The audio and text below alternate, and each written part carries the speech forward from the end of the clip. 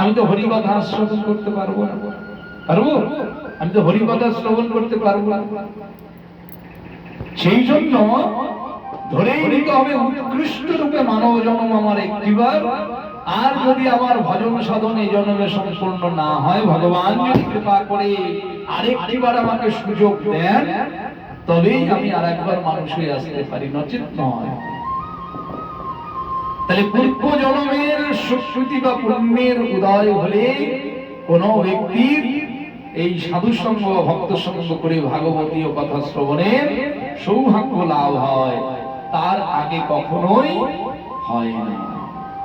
তাহলে অবশ্যই আমরা যারা ভাগবতীয় কথা নিত্য শ্রবণ করি, আমাদের পূর্ব জন্মের সুফল রয়েছে, পুণ্য রয়েছে, সুকৃতি রয়েছে, যার ফলস্বরূপ আমরা প্রভুর কথা অমৃত শ্রবণ করতে পারি।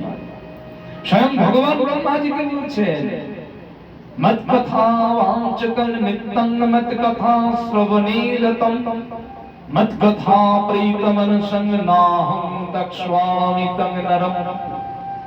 ভগবান কি বলছেন ব্রহ্মাকে, হে ব্রহ্মা, যিনি আমার কথা প্রতিনিয়ত প্রতিদিন স্মরণ করেন বা পাঠ করেন বা প্রবচন করেন, যে ব্যক্তি বা যারা প্রতিদিন আমার কথা শ্রবণ করে, নিত্য শ্রবণ করে, এবং যিনি বা যেনারা প্রতিদিন আমার কথা অমৃত শ্রবণ করে আনন্দ লাভ করে, এমন ব্যক্তিকে আমি কখনো পরিত্যাগ করতে পারি না, কখনো পরিত্যাগ করতে পারি না। শুধুমাত্র আমার কথামৃত শ্রবণ করেই যারা আনন্দ লাভ করে।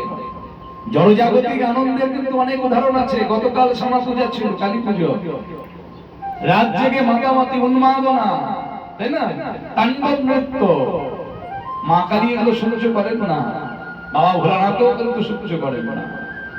সবাই মনে করেন বাবা ভোলানাথের প্রসাদ ওই গাঁজায় দম দিয়ে আর মা কালীর চরণামৃত 2-4 ফোঁটা 10 ফোঁটা 2 গ্লাস লাল জল নীল জল পান করলে বোধহয় আমি মায়ের ভক্ত হলাম, বাবার ভক্ত হলাম।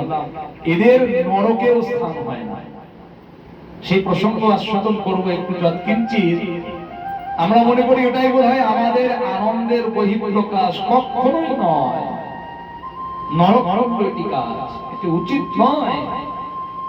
কেননা দেবাদিদেব মহাদেব, পূর্বেই বললাম, পরম বৈষ্ণব এবং তার সহধর্মিণী বৈষ্ণবী, তাদের পূজা অর্চনা করতে হলে ভগবানের প্রসাদ দিয়ে তাদের পূজা অর্চনা